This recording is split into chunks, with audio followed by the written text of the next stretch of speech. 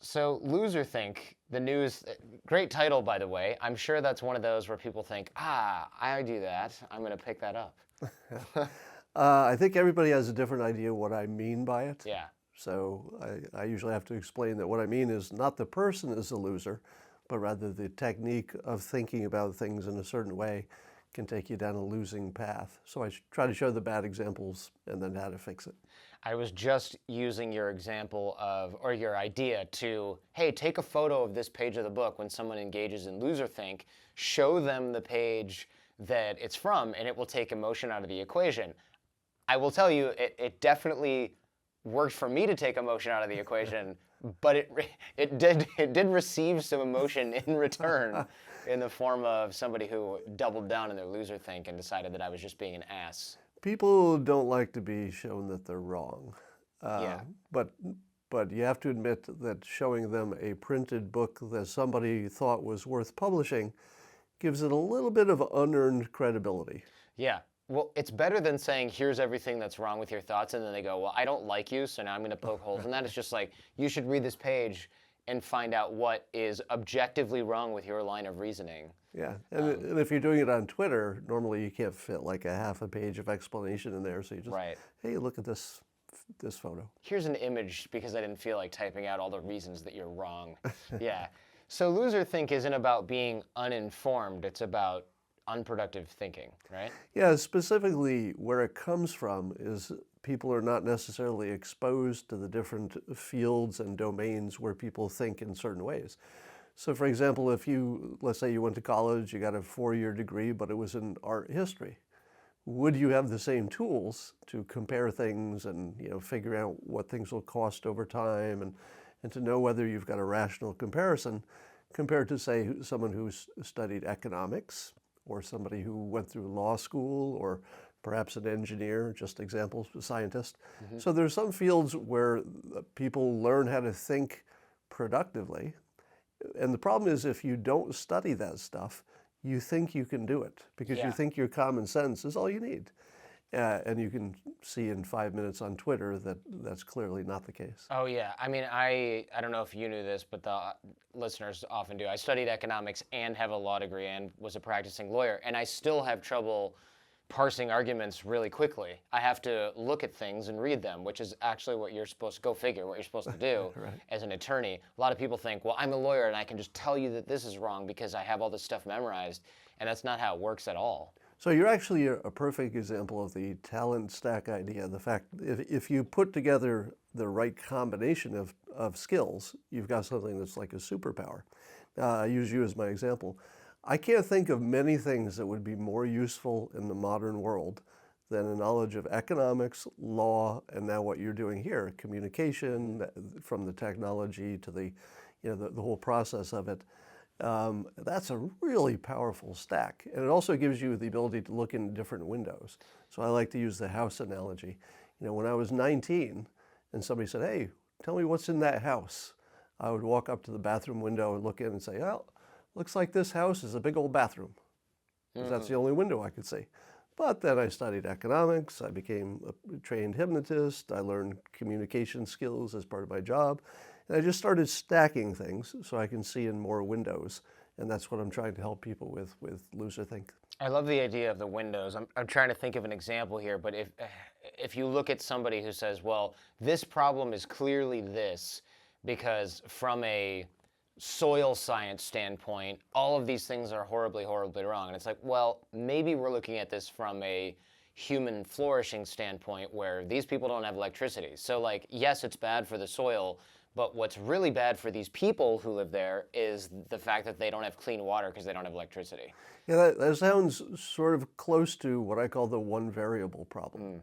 If you're talking about a complicated thing, whether it's climate change or the economy or world events, and somebody boils it down to that one thing that matters, you can ignore everything they say. Because if your worldview is down to, well, it's just this one thing. If you understand this one thing, you know everything you need to know. That person probably doesn't have a wide base of understanding of the world. Yeah, the one variable tell is the one that I look for the most often is like, well, it doesn't look like you've looked into this, or you don't have the tools to look into this productively. Yeah, so we really do need to set of skills and diverse thinking, like a broad set of skills and diverse thinking. And I think a lot of people don't necessarily have that. I certainly, even with my broad set of skills and diverse thinking, realize even more that it's pretty, not impossible, but very, very difficult to be sure about something. And that certainty is dangerous, because if you look on social media, people are sure about everything. Yeah, if you have certainty about a complicated issue, that should be a little signal that maybe you should back that up a little bit. Maybe you should have a little less certainty, a little more humility, and that's something I talk about as well. Now, it's important to note that you don't have to get a degree in every field to get the basics of how people think in different ways.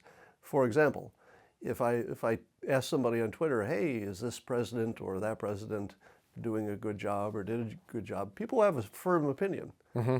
But if I asked a scientist, they might say, compared to what? Mm-hmm.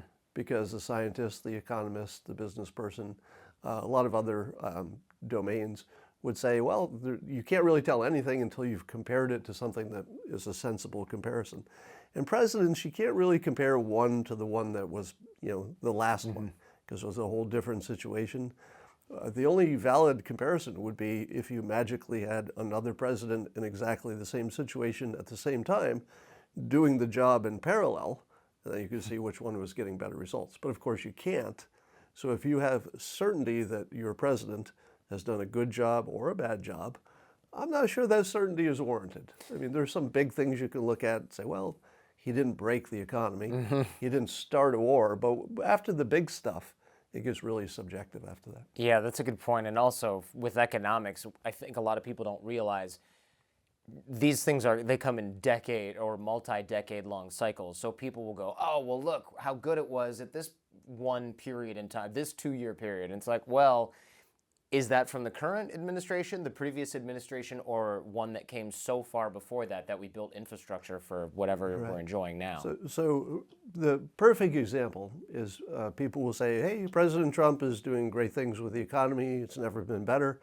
His critics will say, well, Obama got the base going. And in fact, if you look at the percentages, Obama increased things faster than Trump did.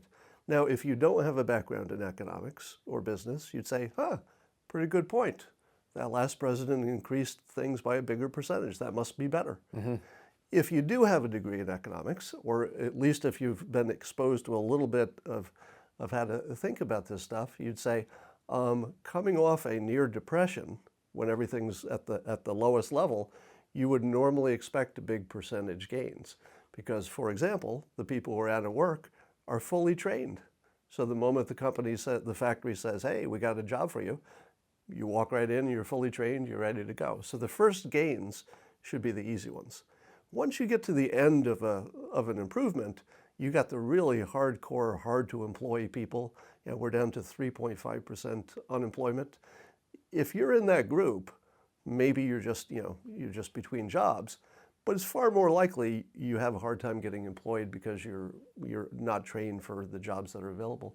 So if you can make any kind of economic gain under the hardest of conditions, which is when you're reaching a top, that's worth a lot more than big percentage gains when you're getting the easy stuff coming off the bottom. Now, having said that, I always credit Obama for being probably the right personality in the right time, because everybody was panicked about the economy. And he was that calm, smart, professorial person who said, we got this, we'll do a few things, we got this. And I do think he was sort of perfect for the situation. If you'd thrown a President Trump into that situation, maybe you got problems, because he's a little more unpredictable and people maybe are not as comfortable. But he came in when the economy was already solid. Thank you, Obama. And once the economy is solid, what would the people who study finance, business, economics, risk management, what would they say you should do? Take a little more chance. Who's a better personality to give a little more flavor, a little more chance, a little more, maybe a more upside potential with some risk? The right time to do it is when the economy is strong. And we saw Trump come in and do the riskiest thing you've seen a president do, which is challenge China on trade. and it's worked out fine because the economy was strong enough. It just sort of absorbed that little bit of a shock. People thought it would be a bigger shock. So when you're looking at situations like this, a little bit of economics background completely changes what you think about it, whereas the music majors and the art majors are looking at the percentages and saying, oh no, Obama had a bigger percentage gain than Trump. He must be the good one. Yeah, it is easy to look at stats and get confused, especially when those statistics are designed to, not every statistic, but many are designed to trick you into thinking what the person telling you those stats wants you to think in the first place. If I want to show that the economy is better under a certain administration, I will pick the figures out that are the most favorable. Look at the unemployment rate right now. Look at the amount of disposable income people have. Well, that looks good, so I guess we have a great economy. Right. Someone else will go, look at the amount of crime, or look at the amount of the sheer numbers of unemployed people as a relative person. I mean, you can just pick anything that you want. And so people who have high levels of certainty in very, very complex situations, especially if they're not trained in those fields, that's what you would call loserthink, right? Yeah, and people who have experience like I do, which is for years in my day job in corporate America, I was supposed to do financial projections. And people who see it from the outside say, oh, these experts are making these projections. I guess that's pretty reliable. They're experts, they're making projections. But if you've done it for a living, you know it goes like this. So, boss, how do you want these numbers to come out? Well, I'd like it to show that this is a good idea because we've already bought the equipment. Okay, I can make that happen. I go back to my desk and sure enough, these numbers look great. And then you take that to your boss's boss and you go forward. Now, that doesn't mean it was a bad decision. I'm just saying that if you have experience rigging numbers, you don't really trust anybody else's numbers from that point on. Yeah, that makes sense. It's like people who create commercials probably read a lot of reviews about products before they buy anything. Yes, probably. So loserthink as a word, it's mockery, right? That's kind of not, is that up for debate at all? It sounds mocking. It is mocking, and that's intentional, because if you can label somebody's behavior as loserthink, putting a word on things gives it power that it doesn't have as a concept that has to be explained. The best example I give of that in loserthink is that when Elon Musk wanted to explain to his staff what they should and should not do, corporate behavior-wise, he simplified it by saying, don't do anything that would appear in a Dilbert cartoon. Now, the beauty of that is everybody kind of knows what that is without having to have 1,000 examples. You know it when you see it. It's like, that could have been in a Dilbert cartoon. So that was a handy thing he could do based on the fact that there was one word that everybody understood. So by introducing loserthink, I'm kind of collecting a bunch of bad thinking technique so that people can mock it more easily. Right, so mocking or mockery is useful because basically it shames unwanted behavior. Mockery is one of the most powerful forces in civilization. Nobody wants to be mocked in public because it reduces their power, their influence, their ability to mate. I mean, it's just the most basic human thing is you don't want to be mocked. You want to be the good one in the room. So it's a weapon. It's a tool, and I hope people use it. Yeah, not just calling someone a moron, of course, but showing them how and why their thinking is wrong is more powerful. It's easy to insult people, but it's also really transparent because then it kind of goes, oh yeah, that guy's a moron. Why? I don't know, but it was funny for 5 seconds, so it really doesn't persuade as much. Yeah, and with loserthink, you want to be able to show people what they're doing wrong, but I've tried to keep it simple. So, for example, it's something you could hear once and say, oh, that makes sense. One example would be the concept of sunk costs. If you're an economics person, you know that money you've already spent, that's called the sunk amount, shouldn't affect your future decisions. Now, anybody who studies economics just understands that as just a rule of the universe. It's already gone. That money can't be brought back. So the decision you make today about continuing with the project should never say, well, we've already put this much money into it, we don't want to waste it. It's gone. The economist knows it's gone and can't come back. Now, the power of that is that you hear that for the first time, like you're explaining to somebody who never heard the concept of sunk costs. They don't need to go read a book about it. Well, you hear it once and it becomes part of who you are. You're like, okay, that makes sense. Yeah, these concepts, these fallacies, and these different models of thinking are something that I've got plenty of notes on here that I want to dive into soon as well. And this show is largely about freeing people from what you call mental prisons. I want people to question everything. I want people to, especially question the things they already think they know. Right. And the things that they believe, because those are the most dangerous paradigms that you have, or things that you already quote unquote know to be true, and turn down not to necessarily always be the case. Yeah, that's why one of the things I recommend is that you keep either a mental list or even write it down of when you got a prediction wrong. Because we're always going through life with either formal or at least casual predictions about what's going to happen next. When you're wrong, take note of that. Because it's, the way we're wired is we forget our mistakes and we remember our accomplishments, except for the bad mistakes, I suppose. But it's really easy to make a prediction, be wrong, and then immediately wash that in your memory bank so it's not part of who you are anymore. And I say keep it, value it, because that told you something. There was something wrong with your mental models, your ability to predict that got that wrong. So make a point of remembering when you get it wrong. You mentioned the business model of the news has changed.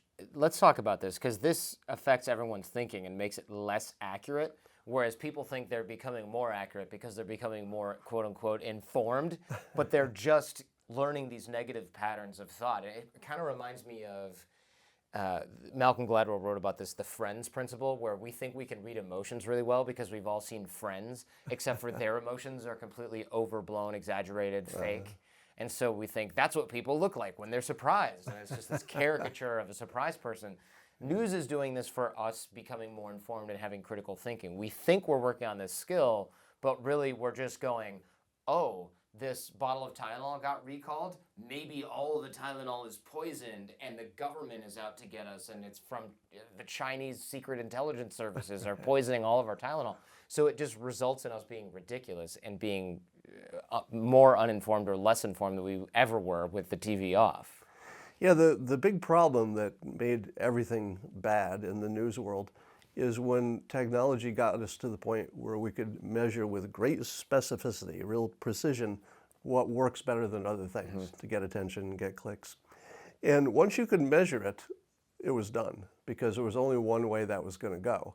People have responsibility to their stockholders. Their bonuses depend on profits, not informing people. Like, there's no metric that says, well, you're the head of the news network. How many people did you make smarter? Nobody's measuring that. No. So a truism of the business world, and again, this is, if you have experience in the business world, this is just obvious. Not so obvious if you've not been in it. And that is that what is measured is what is managed. That rule, if you don't remember anything else about the practice of management, you could actually go pretty far. That's like half an MBA I just told you right there, right? If you can measure it, then you'll probably manage to it. If there's no way to measure it, you're just not going to. So the thing they could measure is how excited people got because they clicked. And once they could figure that out, they could say, well, let's try this slight variation. And they could just A/B test it, that's what it's called, A/B testing, until they could figure out the very best way to light your hair on fire. And that's usually with something that's closer to fake news and, rumor mongering than it is to factual stuff. Yeah, you see headlines now, even in reputable, and I hate using air quotes, but I'm going to do it again. Even in reputable sources, you'll read a headline, and if you ever see comment sections, people will be annoyed that this headline is totally misleading, and it'll be like 1/3 of kids getting no nutrition at school, and you're just thinking, oh my God, they're not feeding kids at school, and the truth is they're just not getting like enough folate in their beans, and it's like, wait, what the hell? This isn't news. This isn't a news story. Some beans in some schools don't have enough folate, and it's a complete non-issue because you get it from, like, I don't know, some other multivitamin that you take in the morning. Yeah, that's what I call the 48-hour problem, which is most of our news gets overturned 48 hours later. Yeah. Because the first version, and indeed the reason that it became news at all, is that it was unbelievable. And there's actually some science behind that. The news that really gets your attention is the stuff that's not true, usually. I mean, there are exceptions. And the reason that gets your attention is because in the real world, this couldn't really happen. So people are like, what? Somebody ate a baby on live TV? I can hardly believe it. And 48 hours later, well, they didn't eat a baby. They were talking about babies while they ate their lunch. And you find out your whole worldview just disappeared in 48 hours. And I would say that's almost universally true of anything in politics today. That 48 hours later, the other side is going to say, here's the context you left out, and it really will be important context. So we should follow this 48-hour rule and not get all upset or not get turned upside down or not react within 48 hours. Just wait for the next 48 hours. Well, if you're in the news business, you have to cover the news. But for the citizens watching it, just reserve judgment for 48 hours. And especially if bullets are flying anywhere. Yeah. As soon as bullets are flying, the truth just goes right out the window. When the whole Syria withdrawal thing came out, I predicted in advance, to my Periscope people, okay, here's what's going to happen. You're going to see fake deaths. You're going to see fake babies dead. And you're going to see claims of nerve gas used. It's all the basics. Because if you're the group that might get wiped out by a superior military force, you're going to use every tool, right? There's no rules in wars like this. So of course they're going to try to influence things with fake news that makes their side look good. Which is not to say those things don't really happen. They probably. Kids got killed, probably there was weapons we wish had not been used, but I don't necessarily trust the stories. Those might be manufactured. So the individual anecdotes might not be true, although I do, to be fair, I have a friend in Syria right now, right there, who's managing some humanitarian stuff, and it's ugly. I don't know if they're using nerve gas, but you wouldn't want to be hanging out in Western Syria or Eastern Syria. That's practically my mantra. I don't want to be hanging out in Syria, just generally, yeah. How does the 48-hour rule benefit all of us and not just politicians and celebrities? Because, of course, in the example in the book, it's like, this person did this. I'm not Kardashian. I'm not running for president. Why should I care about whether this is going to blow over in 48 hours? Well, we all get locked into our first opinion. Being humans, if you form an opinion, you just don't like to ever modify it. I mean, we do sometimes, but it's rare. So if you hold off for 48 hours, chances are you'll get to form an opinion that's based on something a little closer to the proper context, at least. So if you want to be an informed citizen and play a productive role, wait 48 hours on the big stuff. Yeah, otherwise, so it sounds like what you're saying is, because if we get an opinion right away based on this one bit of information that may be overturned in 48 hours, we have to work that much harder to overturn our previous league. What do you call it when cement hardens? Like it's yeah, you're sort of locked in. Right, you lock in. It's like coagulated by that point, Coagulated. right? Your opinion has clotted, and it's harder to shake it loose. Right. And that's not good if you want to have an equal chance of getting all the proper and correct information into your system. Right, and one of the techniques that I recommend, and it seems incredibly obvious, except people don't do it, which is you just have to sample the other side's news source. Oh, You yeah. know, it doesn't matter which side you're on. If you're watching mostly CNN, you have to watch a little Fox News to get their side of it. Whether you think it's true or not, you got to hear what they're saying, and vice versa. So I have a little rule that I talk about in Loserthink, which is that if both sides, the left and the right news business, if they say a fact is a fact, well, it's probably a fact. It might not be, but probably. But if one side says it's a fact and the other side says it's not, and they're looking at exactly the same, observation, it's probably not. And probably meaning 90% chance it's not true. Although I suppose if the news business is engaged in getting us all worked up over nothing, and then they both agree on something, it's probably still exaggerated, right? Well, yeah, you never know how much is exaggerated when you're sort of on the outside. But yeah, at least if you can get them both to agree it's a fact, that's something. Right, yeah, maybe there is a hurricane coming, pack your stuff and get out of there. Whether or not it's going to be as severe as they all say, I don't really want to find out by being the first person to get blown off the roof of my house.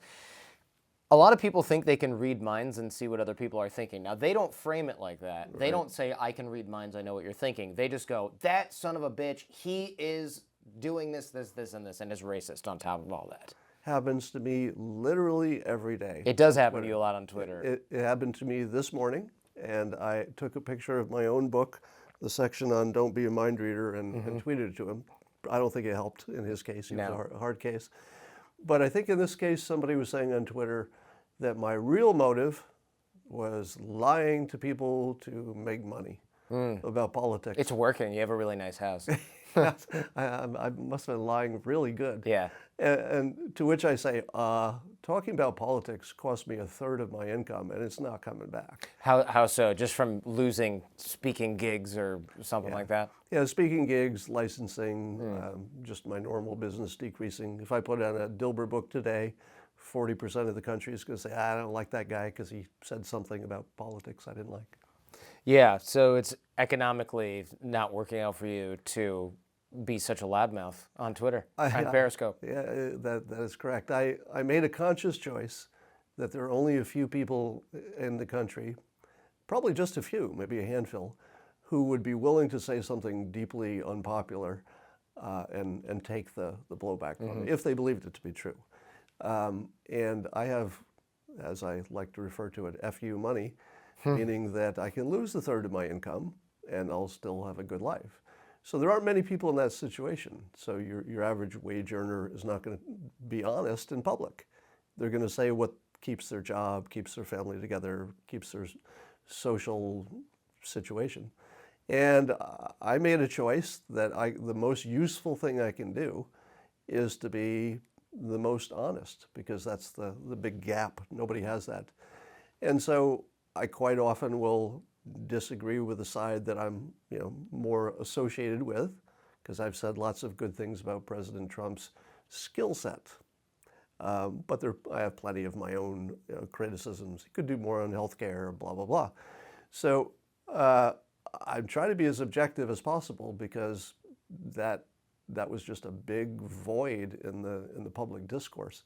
Trying to be credible by not having a financial incentive, not running for office, trying to remove as much as I can from the obvious biases. I don't even vote. And the reason I don't vote is that I know that the process of just pulling that lever would bias me in a way. Also, you live in California, so it really doesn't matter for you. Yeah, there's no point at all, unless you just want to show solidarity with one side or the other. We're sort of predetermined. If you want your vote to matter, move to Michigan, Iowa, Florida, some of these other ones. If you want your vote to matter, I know that's a really cynical perspective, and maybe I shouldn't have that, but you just made me wonder. I wonder if there are just a few key battleground states where if one side can convince 200,000 people to move there within the next 4 years before the next election, they could control the country. That's interesting, right? Like, hey, look, we're building all these subdivisions. Some rich guy, billionaire, I'm building all these houses, and I just don't know what I'm going to do with them. Look, I will give them to you, but you have to come to all these meetings we have about becoming a smarter, more educated citizen that just so happens to be all about all the policies that I want to foster in the country. That's actually not a bad idea, and probably cheaper than all of the media that they spend trying to convince people of these same policies. This is probably a really horrible line of thought. Somebody's gonna do this. Yeah, someone's gonna do this. Maybe we should change the subject. I think that's really interesting. There's got to be, it's just not that far-fetched of an idea. It isn't. You hear about this happening in regimes that are less free. For example, when I lived in Serbia, there was a lot of chatter about how Slobodan Milosevic, the dictator who's been deposed, he moved a ton of Chinese people over, and one of the conspiracy they love conspiracy theories in Eastern Europe and the Balkans especially. One of the ideas was these people came over on his behest, on his invitation, so that they could just vote for everything that he wanted, and they all live in these big blocks in one part of town. And that may or may not be true, but it's kind of hard to imagine why a country like that would take in a ton of Chinese people in the 90s. It just doesn't make any sense otherwise. Well, let me refer also to something from my book. There's one problem that we all have, and I certainly fall into this all the time. And the best you can do is be aware that it could happen. And I call it the lack of imagination problem. So if you see a set of facts and you say to yourself, there's only one way I could explain this set of facts. Yeah. It might be that the problem is your lack of imagination, because there might be several explanations, you just can't imagine them. Yeah. So to your example, your explanation seems quite reasonable. It's not my explanation, to be honest. It's Somebody's. It's the narrative that you get narrative. from people in the street, but the real reason there could be a billion other reasons Right. that maybe Just they not needed obvious. more people to work certain jobs, and these Chinese people were highly trained in that area, so they moved. Yeah, I tell the story in the book about how my car is perpetually dirty. And if somebody had to figure out why, they would say, well, he seems to have the money, the free time. Nobody likes a dirty car. So maybe it's some kind of political statement, like he doesn't want to waste water because he's in California or something like that. But no matter how many hypotheses they came up with for why my car is perpetually unwashed, they would probably never come up with the real one, because the real one is too weird. The real answer is that I have a fear of public instructions, meaning, an ATM, a self-checkout, or most of our car washes, have an element where you've got to do something yourself. And I'm sure that I'll go into this car wash, I'll interpret some instruction a little too literally, and I'll be trapped sideways in the car wash, and they'll have to dismantle the entire building, and the story will be idiot cartoonist destroys car wash. And I'm thinking about all these things, and at the same time, I know that it's irrational. I can't turn it off, right? We're irrational creatures. And so I just say, I'll get it washed tomorrow. And then I just don't do it. So my point is, if anybody looked at this set of facts, the only thing they would never even think of is the true one. I have a weird, irrational fear of public instructions. That is highly unusual and a little weird, yeah. So I thought you were going to say, I park under a mulberry tree, and so every time I get my car washed, it's just dirty in 5 minutes anyway. So See, that would have been a far better explanation than the real one. yeah, it's hard to believe. So when I say things like, just to be clear, because I realize how that might have sounded, when all these Chinese people moved to Serbia, and I said it doesn't make sense otherwise, that's what I'm hearing from other people, not my suspicions are that this happened. It, to me, sounds like a conspiracy theory, and probably is. Yeah. Dictators usually don't care how people vote anyways, so the idea that you'd import a bunch of people in to vote for you seems like an unnecessary move, honestly. Yeah, to me it just sounded like some kind of a labor reason. Sure. Cheap labor, trained labor, something. Exactly, yeah. People who have good arguments use them. People who do not have good arguments try to win by labeling. I love this from the book because it explains so much of what's going on in public discourse. Yeah. If you have no good argument, just say, well, you're saying that because you're a racist, or you're saying that because you're uneducated. There's a million ways to do that, instead of just saying, here's all these reasons that you're actually wrong. Yeah, the classic examples, of course, are the abortion question. So if your definition of life is that it starts, this time versus that time, you're trying to win an argument by simply defining what the terms mean. That's not how you argue. You can't win by definitions, but people do that all the time. Now, if you look at the situation with President Trump's famous Ukrainian phone call, people on one side say he's digging for dirt.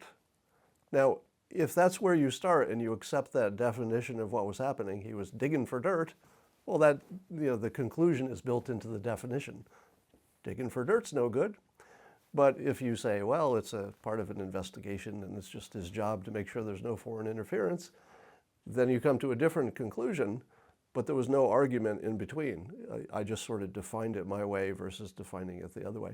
So always beware of people trying to win an argument by how they define words. Yeah, people don't usually try to win through, semantic arguments when they have facts and logic on their side, because as you've stated, we usually like to lead with our strongest argument, and so labeling someone else or saying, well, define this particular word, that's usually not your strongest argument. So if you're leading with that, it's not a sure thing that you're full of it, but it's definitely not a good sign that you've got a lot more ammo in your quiver. Yeah, the word thinkers are the lowest level of debaters. If criticism depends on applying labels instead of cause and effect reasoning, you're probably engaged in loserthink. So I really like that. So if you're sitting around thinking of why someone's a big, mean jerk or a nasty person, or a moron or whatever, or a racist or whatever, instead of saying, here's where you're wrong about everything, it's a weaker argument. And I like that line of thought, because even if someone is racist, it's better to deconstruct everything that they say and show that it's wrong for a totally different reason other than that they're a terrible person. Right, absolutely. It's a stronger reason. Plus, very few people, I should say, not nobody, but very few people are going to go, dang it, they're right, I'm a racist. I wasn't going to say anything, but here we are. They're going to say, I'm not racist, it's just that here's all these things that sound really racist. Right. But I have different look, I have economic facts to back up my ridiculous claims that are just based mostly on my racism and rationalizing all my racist beliefs. So you're reminding me of another key part of the book, which is the laundry list persuasion. I was just dealing with that this morning on Twitter. The laundry list is when somebody will say, I believe this, and this person's bad or ineffective, and here are my 10 reasons. I'm sure there's an exception to this, but in my long life, when people have 10 reasons for something, that's a sign of no argument at all. Now, if you say that, oh, you've given me 10 reasons, therefore you have no argument at all, they're going to go crazy. They say, what do you mean I have no argument at all? I have 10 reasons. I just gave them to you. But my experience has been that if somebody has at least one good reason, and it's strong, they'll lead with their one good reason. If they know that none of their reasons are strong individually, they'll put them together and try to sell them as a package. But if you say, well, what is your one best reason? I was doing that this morning. Oh yeah, I love this. Can you pick out your one best one? And then I say, would you agree that if I can debunk your top, best, strongest point, that we don't really need to talk about the other 9, that you'll go back and maybe reassess your confidence of your opinion? And so I was doing that this morning, and I predict, because this is always the pattern, the person will resist because they won't give you the best one, because they look at their list. This is how I imagine, this is my imagination, I'm not there, but I think they look at their list and go, all right, I'm going to pick the best one. They don't look that strong when you put it that way. Yeah, when they're all individually, they look a little flimsy. So I always remind people that 10 times 0 is still 0. So if you can't sell any one of them, it doesn't matter how many there are. Opinions based on experience versus projection. So I like this concept because all sides typically believe they have the right facts and the other side is delusional. And when I read that, I went, crap, that's totally... I usually think that way too, and there must be some element of human nature where we're naturally inclined to think that. I'm trying not to believe everything I think, but it's really hard because it's already in my brain, right. And so questioning something that my brain comes up with is not second nature at all. I then have to go, well, wait, I thought of that, but why? Well, I saw it on TV. Okay, so it wasn't my original. It wasn't like my genius that came up with this. I heard this crap from my dad when I was 15, and I just still believe it. Right. He probably read it in the Wall Street Journal, or who knows? Maybe not even that. Right. He heard it from a guy in a restaurant.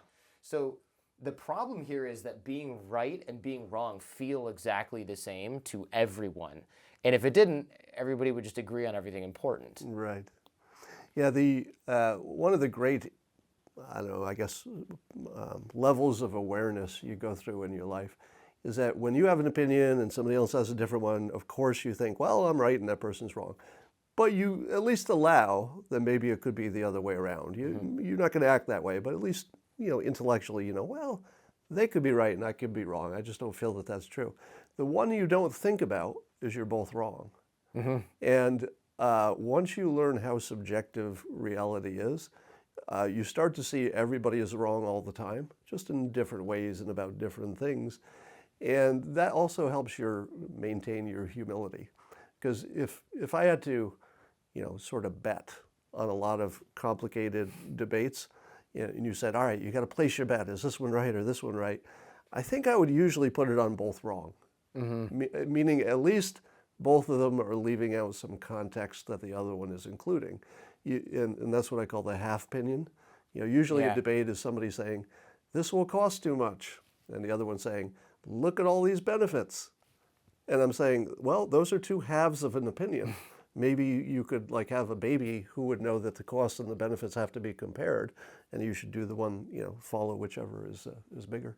So the half opinion, I like this too. I wrote this down. It's basically considering only the costs or only the benefits of a specific plan. So we say, we can't do this. It's too expensive. I think that was your example. And then it's like, well, yeah, but children are our future. And it's like, well, you're not disagreeing on anything. You're just saying that education is expensive and children are our future. You probably both agree on this. It's just that the one person, their half opinion, kind of, sort of, maybe, because we don't know, means it's too expensive, therefore shouldn't be done. But then that means that they're arguing that children aren't worth educating. I mean, you really have to like fill in all these blanks with your imagination, which is not really how you get to an agreement of any kind. And weirdly, it's nobody's job to do that. Like people are advocates; they're not, they're not judges for the most part. Right. So you could tell people, you need to include the other half of the argument to be credible, and you're usually going to get, well, you racist, or Right. Yeah. No, nobody says, oh yeah, that's a good point. I should include the costs and the benefits. People don't do that. Yeah, the idea of being an advocate versus a judge, I think that we could explain that a little. So as a lawyer, I'm an advocate. If I'm in court, I'm arguing for one side of an opinion. I realize there are other arguments and they might be valid, but I'm supposed to minimize them, work around them, hopefully not ridicule them. That's the kind of the weakest form of arguing against someone's opinions. But the judge is supposed to go, I know exactly what you're doing, and I'm going to discard this, and these other things are emotionally valid but completely irrelevant to the argument. And then they spend 6 days going over what really happened in this case, and then they ask 12 people to decide on a very discrete set of facts in a criminal trial. The jury then goes, did this person mean to do this when they did it? You be the judge, because the judge shouldn't even be the judge. Right. We don't do that when we watch the news. We don't go, whoa, there's a lot of facts here. Let's get some from multiple sources, run it through the gamut of logical argument. You argue for this side, you argue for that side, and then 12 people who are supposed to be impartial should then sit around for the next 3 days and think about whether or not that's correct. We just go, sounds right. Yeah, just the fact that the legal system exists, and I would say is sensationally successful. Lots of mistakes and imperfections, but the American legal system is like the eighth wonder of the world. Mm-hmm. And it's just amazing. It's what makes this country the powerhouse it is, I think. But look what it takes to get it almost right. Mm-hmm. Like you said, you need the judge, the jury, the advocates. I mean, it takes a lot to take the subjectivity end of this stuff. And in our daily lives, we don't do anything like that. No, and it's because it's inefficient. And we're not evolved to go, well, I need a 6-day deliberation on whether or not this mattress commercial is really telling me the truth. It's just not going to happen.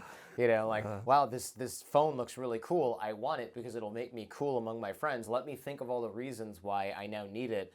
Not like, let me bring this out to my board of directors among my friends and figure out whether I need this. Dialing down the ego is a really good exercise here. It reduces this unwarranted certainty that we all have in our own opinions. Your practical, or the practical that we can include in the worksheet here, is journaling when we are certain about a political outcome or a prediction. You kind of mentioned this earlier in the show. Journal out these predictions and then note when we're wrong. Yeah, you don't have to write them down. You can just tell your friends, because your friends will remind you when you're wrong. It's coming back. So I say take your personal predictions and put them into the world. Put them on Twitter, write them down, tell a friend, and really note when you're wrong, because that's what gives you at least the ability to say, oh, okay, maybe I'm not right all the time. Now this idea of dialing your ego up and down, it has to do with treating your ego like a tool as opposed to who you are. I think most people go through life thinking that their ego is sort of a core part of who they are, and they're trying to protect it. Don't let me get hurt. Mm-hmm. So your ego is just protecting you from embarrassment, protecting you from pain, protecting you from discomfort. But it's more productive to see your ego as your enemy, and something you should turn into a tool, not an identity.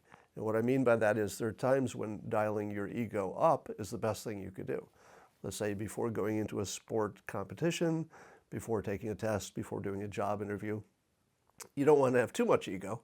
That can be wrong too. But there's plenty of science that shows that if you can build your confidence up to a certain level, you'll just perform better. So it's good to be able to crank it up when you can before I go into anything important.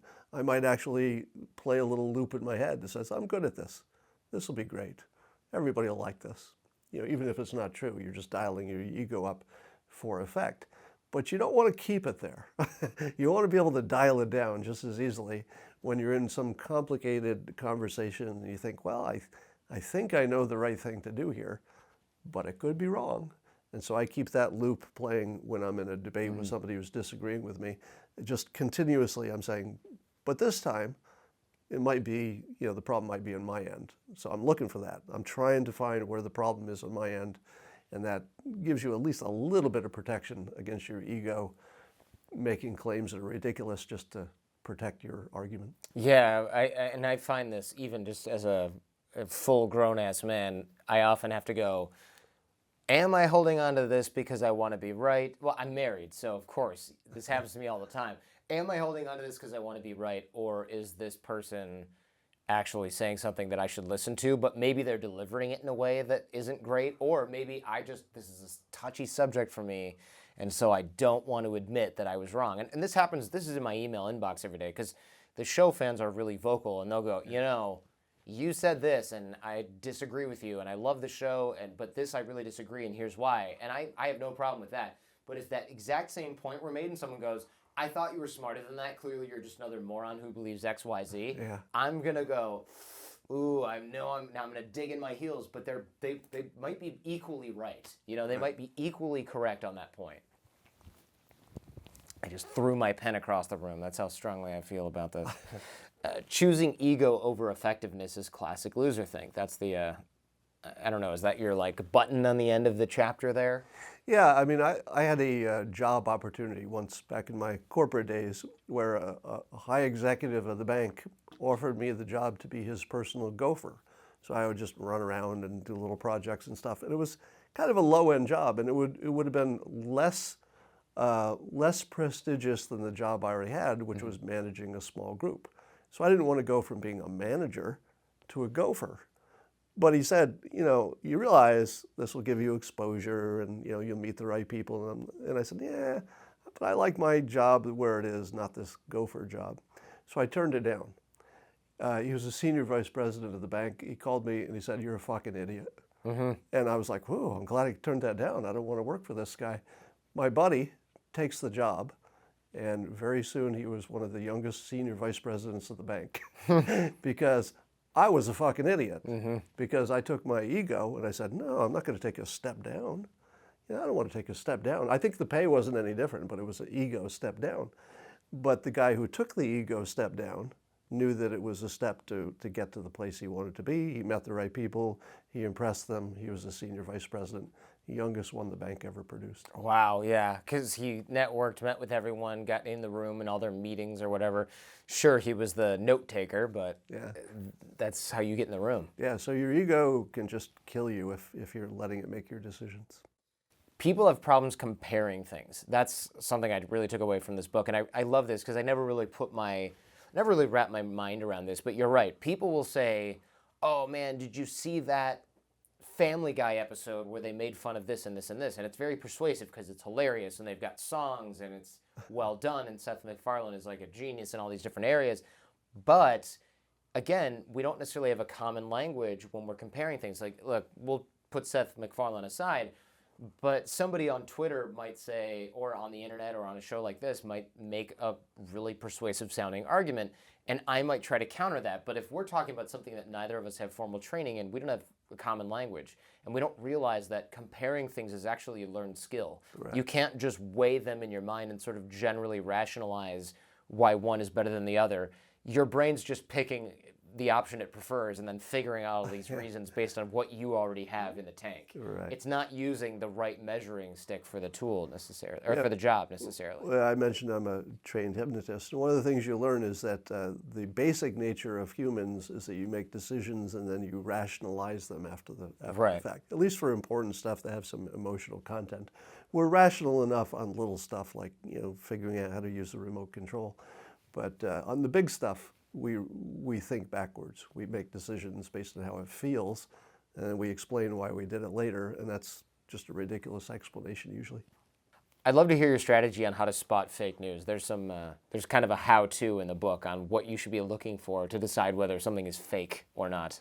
Yeah, one of the best, best advice I ever heard was from Scott Alexander, and that's a pen name, a blogger. We don't know his real name, but he pointed out that often when you hear a story that is too amazing to be true, it's because it's not true. And later you're going to find it out. And not only is that dynamic fairly common, but it's almost universal, meaning that if you see something that your first reaction is, my hair's on fire, I can't believe somebody did something so crazy and amazing, 48 hours later, you're going to find out it didn't happen at all. Right. Now, if you use that sounds too ridiculous to be true, if you use that as your standard, you're going to be right about 80% of the time. But if you say, hey, it's in the news, this is the news source I watch, I always watch this news source, whether it's the left or the right news, and you say, well, they're reporting it like it's a fact, it's probably true. You're going to be wrong about 80% of the time. And specifically I'm just talking about the stories where as soon as you hear it, you go, that can't be true. Probably isn't. So that's technique number one. The other thing is make sure that both the left and the right press are reporting it the same, because if they are, it's probably a fact. If only one of them is, and it doesn't matter which one, that's the other thing, then it probably is not. You'll probably learn later that it's not a fact. So those are the big ones. And if you keep those rules in mind and wait 48 hours, of course, don't make a quick decision. You'll be in good shape. Also, you've got the 20-year rule, and I thought this was kind of interesting. I wanted to know what this is, and of course, how this benefits all of us and not just politicians or celebrities or people going into the Supreme Court, for example. Yeah, the 20-year rule I just made up. And I mean, it's your book, so a lot of it's just made up by better you, than right? that, where do manners come from? Somebody makes them up, right? There's some point where somebody says, I watch people act, and when they act this way, I kind of like it. It works better for society. I guess this is a rule now. So I'm making up a new one because the environment has changed and we need a new rule. And what happened was social media and our ability to find somebody's mistakes on film or recorded from 20 years ago just didn't exist before, at least not in any kind of common way. So we now have the tools to hate somebody for something they did decades ago when they were literally a different person. Because you're not the same as you were 20 years ago. No, for sure not. I'm not the same as I was at 19. You didn't want to know me when I was 19. I mean, trust me, I was not a good person. Now, most people improve throughout most of their life. That if you have what I'd call the ideal life arc, you start as a selfish little baby who can't do anything but take. You get to the point where you can help society. Maybe you're a parent, you're raising a kid, you're paying your taxes, but you're also taking a little. And then maybe you get to the point where you've taken all you need, you've made your money, and you're at the end of your life, you're in full, give back mode. Like that would be the perfect situation. What was I talking about? What was your question? We're talking about the 20-year rule. Oh, the 20-year rule. I was distracted because you said you wouldn't want to know me when I was 19, and I was like, Scott Adams is 39? What the hell? Yeah. I realized you're probably talking more about me 20 years ago than you 20 years Well, ago. all of us. So the point is that we were not the same people we were 20 years ago. And so I've sort of somewhat arbitrarily picked 20 years and said, I don't care what I find out about you or anybody else. If it was 20 years ago, it doesn't count. Now, you have to throw in some exceptions, pedophilia or something. You gotta throw in there. But we're not really dealing with that for most situations. So if I see, for example, some governor who wore blackface 30 years ago,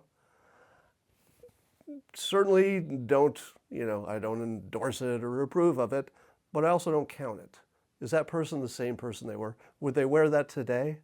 Probably not, right? So I'd rather judge people by what they've done recently. And I do apply this to the left, the right, my enemies, my friends. It's a rule I try to be pretty consistent with.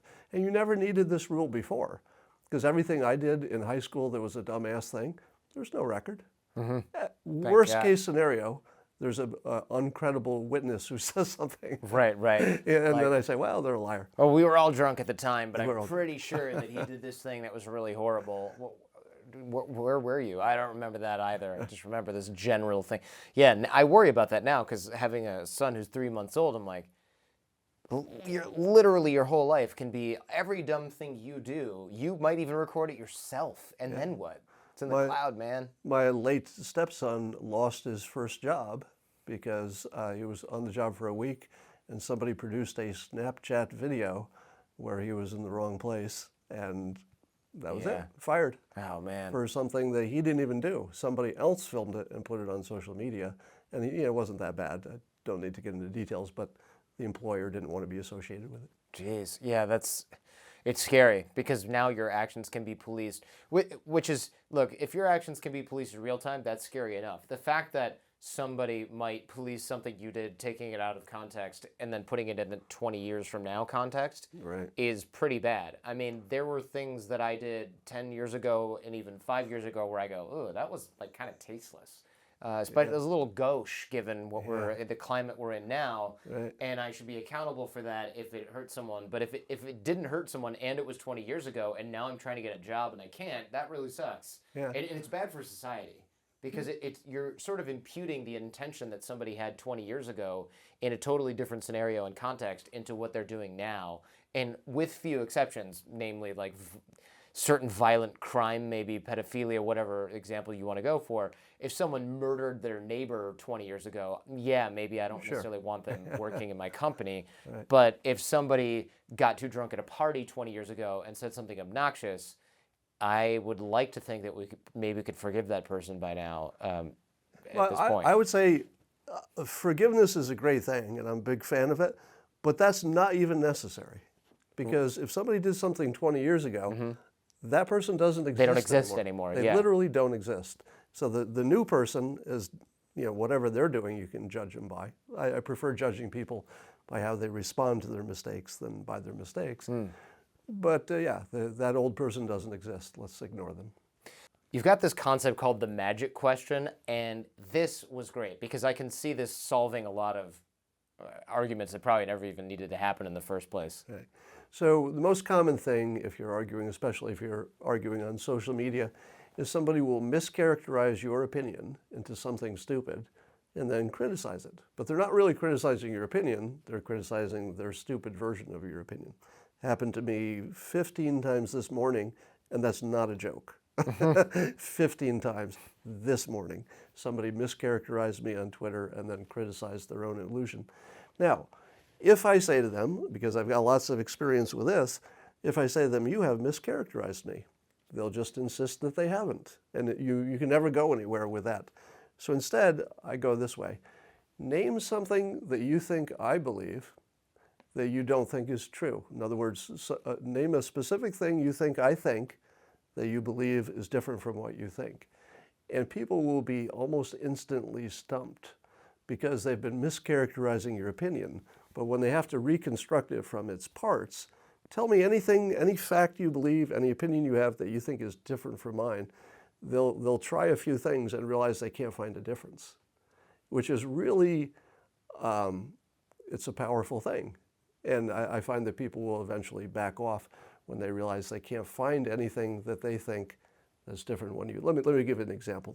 This begs for an example. So let's say you said taxes should change this way or that, and somebody mischaracterizes it and says, well, you don't care about poor people. You think it's all about the rich. Then of course that wasn't my opinion. Maybe I thought it was good for the economy or something like that. So then I'll say, tell me something that you think I believe that's different from what you believe. And then they'll say, well, you think rich people are the only people who are important. And then I'll say, no, I don't believe that. Try again. Try something that you think is different from what I believe. And people will actually exhaust themselves trying to find something that's different. And when eventually they'll just give up. Because often the mischaracterization is all they have to debate against you. If they don't mischaracterize your point, they don't have anything. And so once you've erased the mischaracterization, one assumption at a time, it just evaporates. So the question is, and we'll put this in the worksheet, which is available in the show notes. The question is, let me see if I can get this. Tell me something you think I believe that's different from what you believe. Yeah, either a fact or an assumption or an opinion. So just say, what do you believe that's different from me? Give me a real concrete example. And people will generally fail at that. Or they will continually suggest things that you say, no, I agree, same thing as you. I have the same opinion on that particular little detail. I mean, but people do disagree on fundamental things. Like they might say, you don't believe that communism is a great way to redistribute wealth, or that rich people are too rich and should give away their wealth. You don't believe this. And you go, correct, I don't believe that. That's not a good idea. Yeah, and usually that's not the kind of For sure. debate you get on social media. If reasonable people debate, now let's say if you and I had a debate on something where we really disagreed, because you have a background in economics and a background in the law, I can almost guarantee that you have all of the tools to figure out which assumptions differ, and then kind of drill down, well, do you believe this fact, that fact, what's your source? And you and I would end up at a point where the only disagreement was maybe about a priority. And then you'd say, oh, well, you think this is a little more important than that. In your life, I could see why that would be more important. And it wouldn't be an actual disagreement, just a slight preference about priority. But people who don't have that kind of framework, they've not been exposed to the critical thinking skills, are just going to mischaracterize your opinion and then talk to the mischaracterization. Yeah, I see that a lot, actually. I get accused of all kinds of things online, and it's always mystifying because I'll say something like, hey, somebody wrote to me and says, oh, you have a nice car. I can never get one of those. Screw these rich a-holes. And I was like, that mindset's really not going to help you get ahead in life. And she was like, well, what do you mean? And she was actually quite reasonable, but somebody else came in and was like, oh, yeah, that's classic, some rich a-hole's going to then convince you that what you have is good enough. And it's like, whoa, that's for sure not what I'm saying. It's literally the opposite of what I'm saying. What I'm saying is you should always believe that you can get ahead, because I wasn't born with a freaking Tesla in my garage or whatever, right? Like, I worked really hard and got that, and you can do the same thing, and the fact that you don't believe that you can is never going to serve you. In closing, there's one thing that I really want to get before we go, because there's so much useful. Are these rhetorical devices, I guess? I don't know what you even call these argumentation techniques in the book. I have not labeled them such. Yeah. I would say they're tools for better debate. Yeah. I mean, look, there's never been a better time to live. A lot of times we misinterpret communication. And one of the main things, and we touched on this earlier, is the mind reading. And your technique to call out the mind reading is important, because we see this all the time, even if we don't recognize it. Right. Teach us how to spot mind reading, and then sort of expose it for what it is. So first of all, here's another example of where putting a label on something can consolidate a concept that people were being bothered by, but until you have a word for it, you don't have as much power to manipulate it. So by simply saying that when people make assumptions about what you're thinking, feeling, or believing, and it's wrong, I just call it mind reading. Now, they're not thinking of it that way. They're thinking, oh, you probably think the way I do. So therefore, if I were in your situation, I would think that way. That's usually a mistake, because we're not the same. And the way you think and the way I think are probably different in a lot of ways, and you can't tell in advance where that will be. So I find that simply calling out that somebody is trying to assume what you're thinking will make it go away. They might persist a little bit, but I'm sure you're thinking that.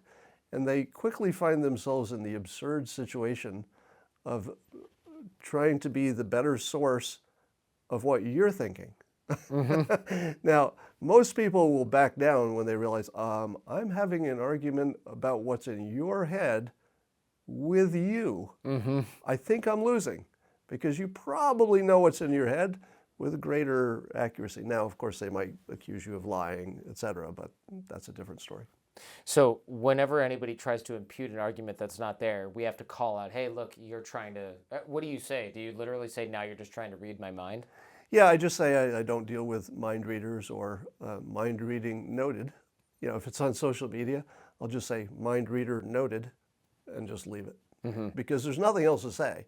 If somebody has based an argument on an incorrect assumption of what you're thinking, you're the only expert on that. And once you've said it's inaccurate, bow out. We see this a lot. I recently, I said something that I thought was really innocuous, and I said, be careful. A lot of people base their identity around being a victim or something like this. And then someone said, you know, that's what white supremacists say, because saying identity can also mean race, and we all know that this is a dog whistle for you being a racist. And I was just like, I just sat there and blinked for a while, because that was a logical leap of epic proportions. I mean, that's Evel Knievel jumping the Grand Canyon in terms of logic, to take that comment and make it somehow about me being a racist. I literally still don't even quite understand how she got there.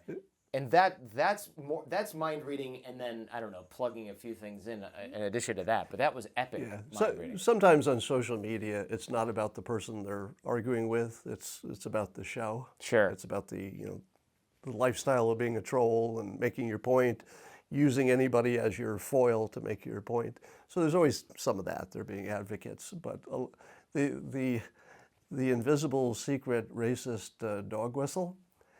I keep telling myself, you know, I'm not going to discount that, but I need to meet at least one person who can hear it, who's not on the side who's accusing, because I've never met a single person who said, yeah, you know, when XYZ is using that language, I know what he means.